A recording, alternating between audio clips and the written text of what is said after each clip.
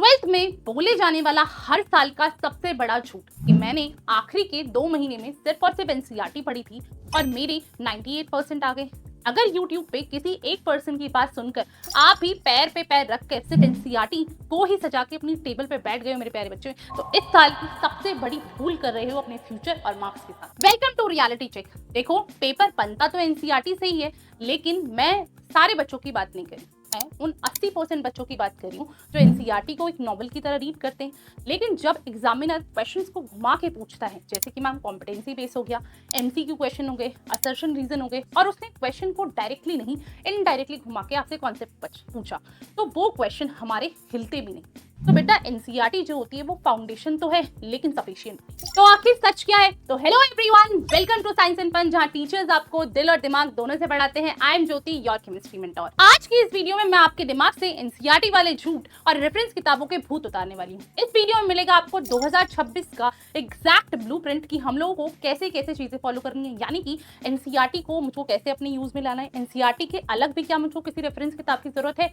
अगर मुझे कोई रेफरेंस किताब की जरूरत है तो मिनिमल मतलब सबसे कम से कम रिसोर्सेज में बेस्ट आउटपुट कैसे निकालें। इस वीडियो को एंड तक जरूर देखना, नहीं तो आधी अधूरी इन्फॉर्मेशन लेके चले जाओगे और ये वाला साल एनसीईआरटी के बड़े झूठों के चक्कर में पूरा वेस्ट कर दोगे। सबसे पहले मैं यहाँ क्लियर करना चाहूंगी मेरे प्यारे बच्चों कि मैं ये नहीं कहती कि एनसीईआरटी कोई बुरी किताब है, बल्कि एनसीईआरटी तो एब्सोल्यूट किंग है। अगर आप एनसीईआरटी की बात करें तो एनसीईआरटी से बेहतरीन कोई दूसरी बुक नहीं। तो सबसे पहले पढ़नी हमको एनसीईआरटी है। वाई? क्योंकि ये हमारी प्राइमरी बुक। लेकिन मैम यहाँ पे फिर प्रॉब्लम क्या आ रही है? जैसे सबसे पहले मैं बात करें, केमिस्ट्री को हम लोगों ने 3 पार्ट्स में डिवाइड किया हुआ। पहला आता है फिजिकल केमिस्ट्री, दूसरा आता है ऑर्गेनिक केमिस्ट्री और तीसरा आता है इनऑर्गेनिक। अगर मैं फिजिकल केमिस्ट्री की बात करूं तो फिजिकल केमिस्ट्री में 11th के चैप्टर है हमारे थर्मोडायनेमिक्स हो गया, इक्विलिब्रियम हो गया, वहीं पे 12th में आता है आपका इलेक्ट्रोकेमिस्ट्री हो गया, सॉल्यूशन हो गया। तो मैम फिजिकल केमिस्ट्री के पर्सपेक्टिव से जो एनसीईआरटी के चैप्टर्स हैं उसके एग्जाम्पल्स बेहतरीन, बैक एक्सरसाइज और भी बढ़िया। यहाँ पर मैं बोलूंगी अगर आपको फिजिकल केमिस्ट्री अपनी स्ट्रॉन्ग बनानी है तो एक भी एग्जाम्पल स्किप ना करें, एक भी बैक एनसीईआरटी क्वेश्चन स्किप ना करें। बट यहाँ पे क्या प्रॉब्लम आती है प्यारे बच्चों कि जो फिजिकल केमिस्ट्री के हमारे एग्जाम्पल्स हैं या फिर कुछ क्वेश्चन ऐसे हैं जैसे कि 11th वाले बच्चे मुझसे कनेक्ट कर पाएंगे, chapter 1 that is some basic concept of chemistry. उसमें एक क्वेश्चन है welding fuel. Welding fuel which is मतलब उसने हमारा क्वेश्चन को इस तरह से डिजाइन किया हुआ है एनसीईआरटी ने, which is related to real life कि भाई एक बंदा है जो वेल्डिंग फ्यूल कर रहा है और वहां पर उसने क्वेश्चन करा है। सेम पैटर्न पे थर्मोडायनेमिक्स में भी आपको इतने सारे क्वेश्चंस और इतने सारे एग्जांपल्स मिलेंगे जहां पर उसने उसको रियल लाइफ से कनेक्ट किया हुआ है। तो वहां पर बच्चा बहुत ज्यादा कंफ्यूज हो जाता है। वाई? क्योंकि वो अभी बस 10th से निकला है। सही बात है। अब 10th से निकला है तो वो बोल रहा है मैम पहले मुझे थे सारे फॉर्मूलाज थ्योरीज, वहां वो एक चैप्टर पढ़ता था 2 से 3 पेजेस का, ठीक। अब वहीं पे एक चैप्टर 30 से 35 पेज का हो चुका है, ठीक। उन चीजों को ही अडेप्ट करने में इतना प्रॉब्लम आ रहा है। अपार्ट फ्रॉम इट वहां पे एग्जाम्पल्स ऐसे तो क्या मैं ये कर पाऊंगा? क्या मुझसे ये चीजें हो पाएंगी? क्या पेपर में इस तरह के ही सवाल आते हैं? नहीं। अगर मैं पेपर की बात करूं तो बच्चे, पेपर में जो हमारा फिजिकल केमिस्ट्री का जो लेवल दिया हुआ है आपका एनसीईआरटी में एग्जाम में इतना डिफिकल्ट क्वेश्चन नहीं आता सीबीएसई। पहली चीज। तो इसका मतलब क्या करना है मैम? इसका मतलब for physical chemistry I need to do, मतलब मेरे को एक्स्ट्रा क्वेश्चन करने हैं जो मेरे डायरेक्टली सीबीएसई बोर्ड को टारगेट करें। डन, पहली चीज। अब वहीं पे जब मैं ऑर्गेनिक केमिस्ट्री की बात करती हूँ तो ऑर्गेनिक केमिस्ट्री में एनसीईआरटी ने बेहतरीन सीक्वेंस बनाए। चाहे आप 12th की बात करो, चाहे आप 11th की बात करो, हर टॉपिक को इस तरह से उसने डिजाइन करा है। इस टॉपिक के बाद ये वाला टॉपिक, इस टॉपिक के बाद ये वाला टॉपिक। तो उसने पहले मतलब एक पूरा, हमेशा याद रखना ऑर्गेनिक केमिस्ट्री को हमेशा सीक्वेंस भी ही पढ़ना होता है, ठीक। तो उसने बहुत बढ़िया बनाया। लेकिन मैं उन 20% बच्चों की बात नहीं कर रही हूँ, मैं उन 80% बच्चों की बात कर रही हूँ जो मेरा बच्चा एवरेज है या फिर थोड़ा सा अबव एवरेज या फिर बिलो एवरेज। जब वो ऑर्गेनिक की रिएक्शंस डायरेक्ट बुक्स में पढ़ता है, या फिर मैं बोलूँ जैसे मेरा पीके वैल्यू हो गया, पीकेबी वैल्यू या पीके वैल्यू, अमीन्स के जो आते हैं, जैसे कि जहाँ पर हमारा बॉइलिंग पॉइंट का ऑर्डर अलग होता है, मेल्टिंग पॉइंट का ऑर्डर अलग होता है, अगर वो डायरेक्ट एनसीईआरटी पढ़ता है तो वहाँ पर उसको एक कंफ्यूजन जनरेट होता है। वाई? क्योंकि उन सब नॉलेज एनसीईआरटी की उन सब पैटर्न्स को समझने से पहले, या फिर मैं कहूँगी उन सब पैराग्राफ्स को समझने से पहले, कुछ बेसिक चीजें ऐसी हैं जो आपको पहले से आनी चाहिए, जो एक मतलब जो एक बेस क्रिएट करे, और वो बेस आपका एक सिस्टम क्रिएट करे। या तो आपका स्कूल टीचर क्रिएट करेगा मैम, या फिर आपका एक ट्यूशन वाला। ट्यूशन टीचर क्रिएट करता है। अगर कोई बच्चा ऐसा है जिसका वो बेस क्रिएट नहीं है, तो अगर वो directly organic chemistry from the NCERT पढ़ेगा तो उसको वहाँ पर प्रॉब्लम उन चीज़ों में, उन पैराग्राफ्स में आएंगी ही आएंगी, क्योंकि उसको नॉलेज होनी चाहिए कि भाई पोलर प्रोटिक सॉल्वेंट क्या होता है ना, अप्रोटिक सॉल्वेंट क्या होता है। तो ये सारी चीज़ें, ये सारे टर्म्स एनसीईआरटी में दिए नहीं है, बट उस पैराग्राफ में मेंशन है। तो स्पेसिफिकली उन डेफिनेशंस को आपको किसी अलग जगह से, यानी कि कहीं से उसका ज्ञान पहले होना जरूरी है, ताकि आप एनसीईआरटी बुक को पढ़कर अपना कॉन्सेप्ट क्लियर करें। अब वहीं पे मैं बात करूं प्यारे बच्चे इनऑर्गेनिक केमिस्ट्री, तो इनऑर्गेनिक केमिस्ट्री के लिए एनसीईआरटी से बेहतरीन कोई किताब नहीं। रीजन वाई, क्योंकि यहाँ पर इनऑर्गेनिक का थ्योरी, एक्सेप्शंस इतने बेस्ट लेवल पे अरेंज किए गए हैं जिसका कोई जवाब नहीं। लेकिन फिर वहीं यहाँ पे बात आ जाती है इनऑर्गेनिक में। अगर मैं 11th के 3rd चैप्टर की बात करूँ, that is classification of elements and periodicity, तो प्यारे बच्चों वहाँ पर आपको पहले से आयनाइजेशन एंथैल्पी क्या होता है, इलेक्ट्रॉन गेन एंथैल्पी क्या होता है, उनके एक्सेप्शंस, उनके ऑर्डर्स, अगर आपने पहले से वो चीज़ें कहीं से पढ़ी हुई है और उसके बाद अगर आप एनसीईआरटी पढ़ते हैं तो आपका एक विजुअल क्रिएट, आपका एक विजन क्रिएट होता है मैम कि हाँ इसके पीछे ये रीज़न होता है, इस वजह से ये हो रहा है, इसके पीछे ये होता है, इस वजह से ये रीज़न हो, इस वजह से ये हो रहा है। लेकिन अगर कोई बच्चा है जो डायरेक्टली फ्रॉम एनसीईआरटी चीज़ें पढ़ रहा है, जैसे लाइक इनऑर्गेनिक, वो चाह रहा है कि मैं डायरेक्टली इनऑर्गेनिक से पढ़ूँ, तो वो कहीं ना कहीं कन्फ्यूज होगा ही होगा। इसका मतलब मैम चाहे बात इनऑर्गेनिक की हो, चाहे ऑर्गेनिक की हो, चाहे फिजिकल की हो, तो हमें हर तरफ से ये नजर आ रहा है कि we need a extra book, we need a extra book for theory, we need a extra book for questions. कुछ ना कुछ में कहीं ना कहीं एक चीज़ है जो लैक कर जा रही है। अब चलते हैं आपकी फिजिक्स की तरफ।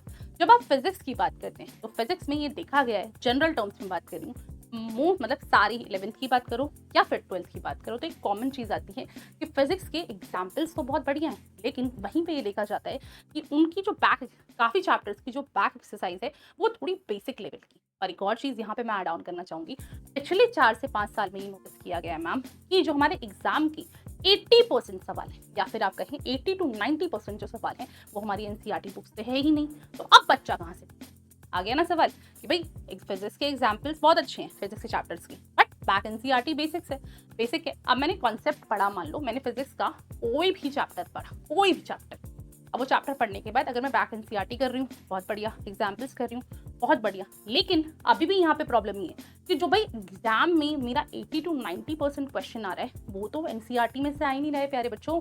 अब क्या करे बच्चा, अब यहाँ पे भी फॉर क्वेश्चन, या फिर आप कहें सीबीएसई ओरिएंटेड एग्जाम, मतलब सीबीएसई ओरिएंटेड क्वेश्चन के लिए हमको एक एक्स्ट्रा बुक चाहिए, यानी कि उस लेवल का क्वेश्चन हमको अलग से करना पड़ेगा। ठीक मैम।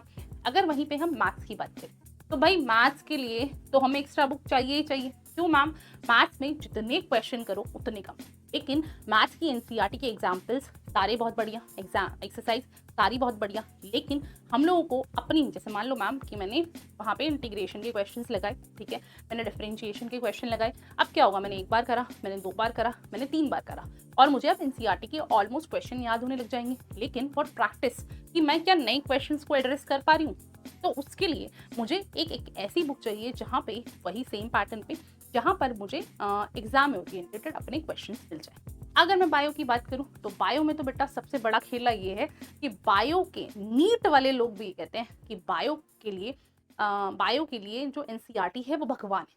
क्यों? क्योंकि वहाँ से डायरेक्ट लाइंस उठ के आती हैं जो नीट के पेपर में भी देखी जाती है। अब बायो में क्या इशू आता है, बायो का अगर ये एक छोटा सा पैराग्राफ है ना बच्चे, इस छोटे से पैराग्राफ के आपके पास 4, मैं बोल रही हूँ, इस छोटे से पैराग्राफ के 4 पेज के नोट्स बन सकते हैं, इस छोटे से पैराग्राफ के 2 पेज के नोट्स बन सकते हैं, अगर आपको कोई ऐसा टीचर मिल जाए जो आपको ढंग से पढ़ाए। समझ में आई मेरी बात? तो एक ऐसा टीचर जो आपको एनसीईआरटी पूरे अच्छे से एक्सप्लेन करे। अब बायो की एनसीईआरटी में क्वेश्चंस हैं, लेकिन बायो के क्वेश्चंस क्या होते हैं मैम, मान लो मैम मेरी बैक एनसीईआरटी में 35 क्वेश्चन या फिर 40 question, but bio is a theoretical subject, वो 30 से 35 क्वेश्चन जो हैं या तो फिर आते होंगे या फिर नहीं आते होंगे, यही बात होगी ना। तो लेकिन for practice we need more question. तो ओवरऑल इन सारी बातों से क्या पता चलता है कि भाई हमको एक ऐसी रेफरेंस बुक चाहिए जहाँ से हम क्वेश्चंस कर सकें। अब बच्चा क्या करता है, अब बच्चा जाता है फटाफट से मार्केट में और मोटी मोटी बुक्स आता है। मतलब आपके गली नुक्कड़ में कोने पे भैया बैठते होंगे ना, जैसे मेरे घर के पास तो अरुण भैया बैठते हैं, तो आपके यहाँ राजा भैया, ये वाले भैया, और वो बोलते हैं कि भाई देखो ये सबसे बड़ी मोटी बुक है और इसको लेके जाओ, और इसमें हर चैप्टर के 600 क्वेश्चन है या फिर 700 क्वेश्चन। अपार्ट फ्रॉम इट हर गली नुक्कड़ में आपके एक ट्यूशन वाले भैया होते हैं। देखिए, मैं किसी को डीमीन नहीं कर रही हूँ, लेकिन एक ट्यूशन वाले भैया क्या करते हैं, वो पूरा का पूरा बोर्ड सजाते हैं। सुबह सजा लेंगे वो, और शाम तक उस सेम बोर्ड को रब भी नहीं करते। एक एक घंटे के ट्यूशंस लेते हैं और उसको रिवाइज, मतलब उनको बोलते हैं कि भाई इसको नोट कर लो, और 15 मिनट में उसको समझा देते हैं। तो बेसिकली क्या कर रहे हैं, वो आपको रटवाई तो रहे हैं। वो आपको एक प्यारी सी बुकलेट प्रोवाइड करते हैं और वो कहते हैं, हाँ बच्चे, इसमें हर चैप्टर के 1000 क्वेश्चन है और इस 1000 क्वेश्चन से बाहर एक भी क्वेश्चन नहीं आएगा। अब तुम मुझे एक चीज बताओ प्यारे बच्चे, एक सिंपल सी चीज बताना मुझको, क्या अगर मैं हर चैप्टर के 1000 क्वेश्चन लगा दूं, क्या पॉसिबिलिटी है कि उससे बाहर कुछ आ जाए? भाई थोड़ी लॉजिकल बात करो ना। अब बच्चा क्या कर लेता है, उस टेबल को, हमारी जो टेबल थी वहां पे मोटी मोटी रेफरेंस बुक, ट्यूशन वाले भैया की रेफरेंस बुक सब सजा लेता है, और शुरुआत में वो कोशिश भी करता है, वो पूरी हिम्मत से हर चैप्टर के 500 400 क्वेश्चन लगाना शुरू करता है। लेकिन अब स्कूल वाले उस पर प्रेशर क्रिएट, अब असाइनमेंट बनानी है, प्रैक्टिकल फाइल बनानी है, पीटी बना गए हैं, एग्जाम सर पे खड़े हैं, और हर सब्जेक्ट के 2-2 3-3 चैप्टर आ रहे हैं। अब देखा जाए तो उसने तो सिर्फ एक चैप्टर के 400-500 क्वेश्चन है, क्योंकि लॉजिकली आपके पास भी तो उतना टाइम नहीं है। अब उसको डर बैठने लग जाता है। अब डर बैठते बैठते ऑलरेडी आप अभी तक, अगर मैं इस टाइम की बात करूं, तो आप ऑलरेडी अपना 25% गवा चुके हो। ठीक, अब जैसे ही पीटी बन दोगे 50% गवा दोगे साल। अब 50% के बाद आपको एक फोमो जनरेट होता है, मेरा आधे से ज्यादा साल जा चुका है। अब वो बुक्स जो हैं, जो आपने टेबल पे सजाई हुई थी, वो आपके अंदर ऑर्डर पैदा करने लगती है और आपकी हिम्मत टूटने लगती है, और अब आता है कि भाई मुझसे तो नहीं हो। अब इन सारी चीजों का एक ही सोल्यूशन, कि आपको एक ऐसी रेफरेंस बुक चाहिए जो, मतलब जिसमें हर चैप्टर के 600 से 700 क्वेश्चन ना हो, लेकिन एक ऐसी रेफरेंस बुक जो डायरेक्टली टारगेट करे आपके सीबीएसई ओरिएंटेड क्वेश्चंस को। तो साइंस एंड फन की टीम लेके आई है बच्चे ऐसे ही रेफरेंस बुक, जिसे कहते हैं हम विनर सीरीज। विनर सीरीज की अगर मैं बात करूं बच्चे, तो विनर सीरीज है आपकी केमिस्ट्री की भी, फिजिक्स की भी, मैथ्स की भी, बायो की। विनर सीरीज में आपको मिलेंगे level wise question. Level wise जैसे लेवल 1 के क्वेश्चन रहेंगे जो कि बेसिक रहेंगे, लेवल 2 के क्वेश्चन रहेंगे जो कि थोड़े एडवांस रहेंगे, और ये सारी इस बुक के अंदर आपको मैं बोलती हूँ कि मान लो मैम हर चैप्टर के 300 से 350 क्वेश्चंस के अंदर आपको 50% से ज़्यादा कॉम्पिटेंसी बेस्ड क्वेश्चंस मिलेंगे। अब तुमको लग रहा होगा मैम कि मैम आप तो अपनी बुक प्रमोट कर रहे हो। अब देखो, रुक जाओ, अब वीडियो का अगला 4 मिनट मुझको सिर्फ दे दो और मैं आपको 4 सॉलिड रीजन देती हूँ कि आपको ये विनर सीरीज क्यों परचेज करें। नंबर 1, सीबीएसई ने अपने क्वेश्चन पूछने का ढंग बदल दिया है, लेकिन अपनी एनसीईआरटी की बुक्स अभी तक चेंज नहीं की। तो हमारी विनर सीरीज में मिलेंगे आपको 100% न्यू पैटर्न के क्वेश्चन जो डायरेक्ट आपको बोर्ड से कनेक्ट करेंगे। नंबर 2, लेवल वाइज क्वेश्चन, यानी कि जैसे ही आप चैप्टर पढ़ो तो तुरंत आपको लेवल 1 के क्वेश्चन लगाने हैं। लेवल 1 का क्वेश्चन जो है वो आपका मोरल बूस्ट करेगा, यानी कि कॉन्सेप्ट बिल्डिंग का काम करता है। वहीं पे जैसे ही आप थोड़ा सा, मतलब लेवल 1 के क्वेश्चन होते ही आप जाओ लेवल 2 के क्वेश्चन पे। लेवल 2 का क्वेश्चन थोड़ा सा एडवांस लेवल है, जो कि आपको डिफिकल्टी लेवल, कॉम्पिटेंसी बेस, इन टाइप के क्वेश्चन से कनेक्ट करेगा, ताकि आप बोर्ड के लिए पूरी तरह से प्रिपेयर हो सके। नंबर 3, एक अकेली किताब और सारे सोल्यूशन। इसका मतलब है मैम इसके अंदर आपको मिलेंगे एनसीईआरटी के सारे एग्जाम्पल्स, अपार्ट फ्रॉम इट पिछले 13 साल के previous year question, assertion reasoning, competency based question, MCQ, यानी कि मार्केट से कोई एक्स्ट्रा बुक की जरूरत ही नहीं पड़ेगी और रेफरेंस बुक का खेल वहीं पे खत्म। Number 4, toppers mindset and road map. अगर आप ध्यान से देखोगे बच्चे, हर चैप्टर के स्टार्टिंग में ही आपको एक रोड मैप दिया है जो कि आपके लिए रिवीजन का काम करेगा।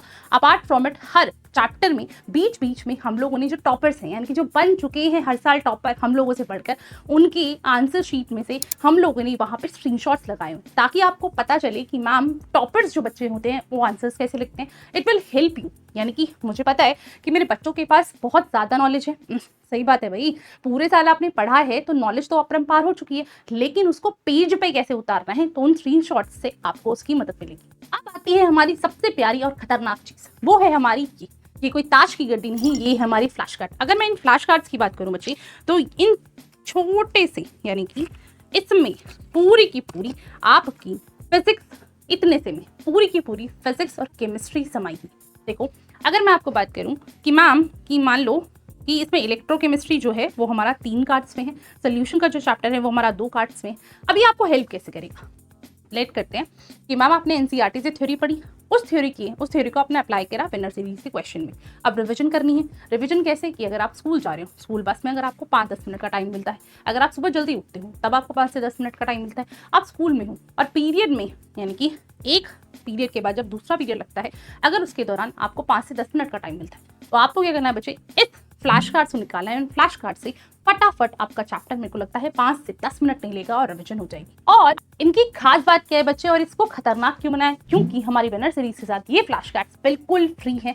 अगर आप करंटली भी चेक करोगे अमेजॉन पे, फ्लिपकार्ट पे और हमारी वेबसाइट पे ये विनर सीरीज आपको अवेलेबल है और अभी भारी डिस्काउंट चल रहा है। डिस्क्रिप्शन बॉक्स में इनका डायरेक्ट लिंक मिल जाएगा जहां से आप इनको डायरेक्टली ऑर्डर कर सकते हैं। अभी सेशन की जस्ट शुरुआत है, आपने चीजें स्टार्ट ही करी हैं और अपने स्टार्टिंग पॉइंट पर जिस पे ऑलरेडी आप 3 महीने बर्बाद कर चुके हो, तो बिना किसी टेंशन के अगर आपने साइंस एंड फन की टीम पे भरोसा किया है तो बच्चे इस विनर सीरीज पे भी पूरी तरह से भरोसा रखो। आपका भरोसा टूटेगा नहीं बल्कि आपको एक टॉपर बना के छोड़ेगा।